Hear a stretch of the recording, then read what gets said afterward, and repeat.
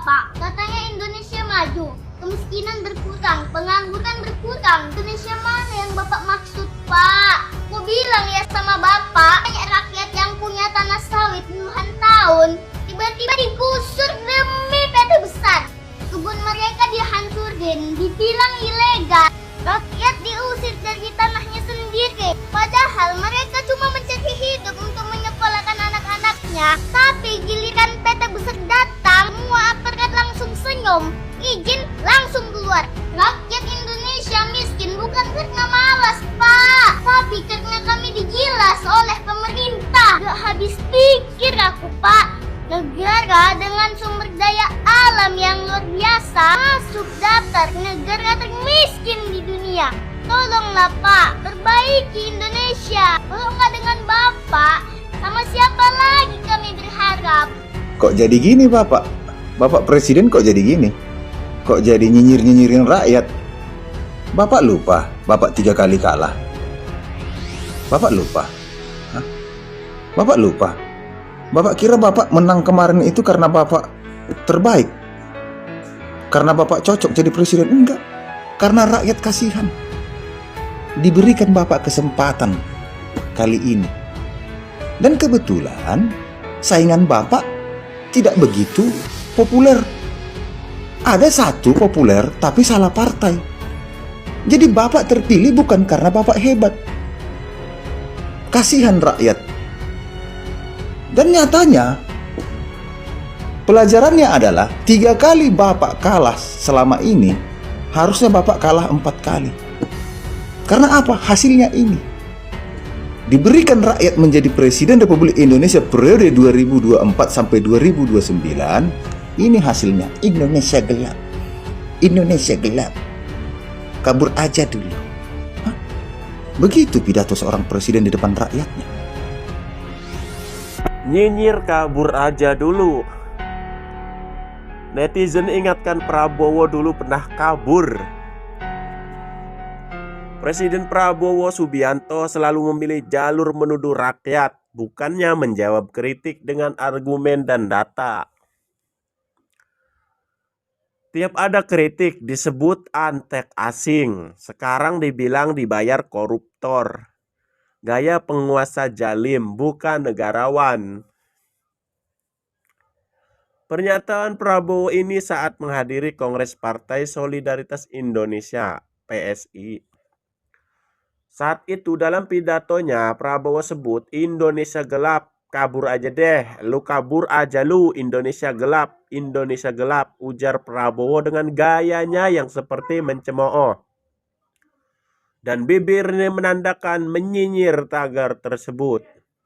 Sorry ye, Indonesia cerah, kata Prabowo.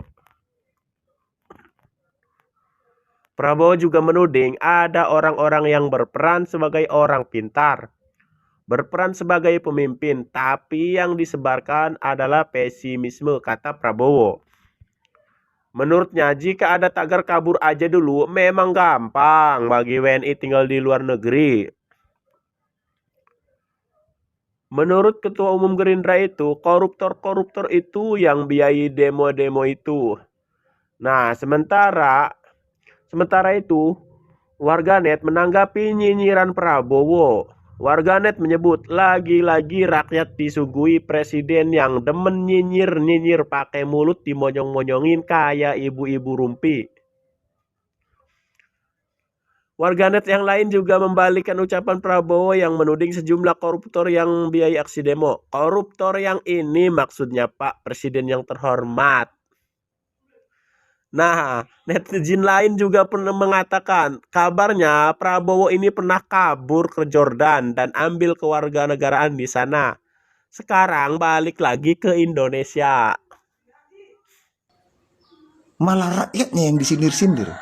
Asal Bapak tahu, ya, rakyat ini mandi keringat cari makan dan hasil keringatnya dipajakin untuk menggaji Bapak. Untuk memberi makan kucing Bapak. Untuk memberi makan kuda-kuda Bapak. Untuk memberi makan asisten-asisten Bapak. Menteri-menteri Bapak. Wamen-wamen yang Bapak pilih. Ya, Asal Bapak sadari tuh, Bapak Presiden Republik Indonesia. Rakyat ini mandi keringat, nah, belum dimakan hasil keringatnya, udah dipajakin. Malah Bapak nyindir-nyindir rakyat. Selama 8 bulan ini, apa kebijakan Bapak kepada rakyat Indonesia? Tidak ada, nol. Semuanya untuk kepentingan-kepentingan Bapak, untuk menteri-menteri, wamen-wamen, komisaris, sobat-sobat Bapak yang lama, Bapak berikan jabatan semua. Ada yang rangkap jabatan, ada yang loncat sana, loncat sini, ada yang melejit naik pangkat. Ya. Bapak bersedih karena ada menteri belum mendapatkan mobil dinas. Bapak bersedih karena tunjangan-tunjangan tidak sesuai. Bapak bersedih karena hakim gajinya kecil. Bapak bersedih, ya, karena apa? Menteri-menteri Bapak tidak mendapatkan rumah, sehingga rumah dinas DPR Bapak setujui untuk menjadi milik menteri dan wamen. Itu kebijakan Bapak kepada rakyat, enggak kepada pejabat-pejabat di atas kan? Apa kebijakan Bapak kepada rakyat? Kepada semua masyarakat agar cabai tidak mahal, maka tiap kepala keluarga menanam 5 pot cabai. Itu kebijakan Bapak kepada rakyat kan? Itu kan kebijakan Bapak kepada rakyat. Ya. Semenjak Bapak jadi presiden, kacau negara ini. Kacau. Hah? Ketahanan pangan. Tapi yang mengerjakannya aparat. Harusnya orang yang kompeten di bidangnya. Malah aparat Bapak suruh nanam jagung sama cabut singkong. Apa itu? Saya kira Bapak orangnya panutan, tegas, disiplin, dan bisa jadi contoh tauladan kepada masyarakat, kepada pejabat-pejabat. Tapi ternyata Bapak yang membuat kacau negara ini. Nah, kayak ginilah Bapak pidato Bapak. Hah? Pidato apa seperti ini? Mana penasihat Bapak, penasihat presiden Bapak? Pak, pidato nggak boleh kayak gini. Hah? Waktu kampanye Bapak keras, kayak macan, kayak singa. Wahai para koruptor-koruptor, saya siap mati untuk Indonesia. Saya kejar sampai ke Kutub Utara, ke Antartika, ke tengah gurun Sahara. Tidak ada tempat untuk koruptor. Saya tidak ingin ada lagi rakyat yang menangis, menderita, terjolimi, terintimidasi. Itu banyak itu di seluruh Indonesia. Sekarang lagi digeprek-geprek aparat, diusir dari rumahnya, dari tanahnya. Mana janji kampanyemu? Salah aku ngomong kayak gini, terserah. Mau mati aku kalian buat, terserah. Ya, presiden omon-omon. Siapa yang memilih orang seperti ini jadi presiden coba? Lu kok bisa orang joget-joget seperti ini dijadikan presiden? Tak kasih contoh videonya ya.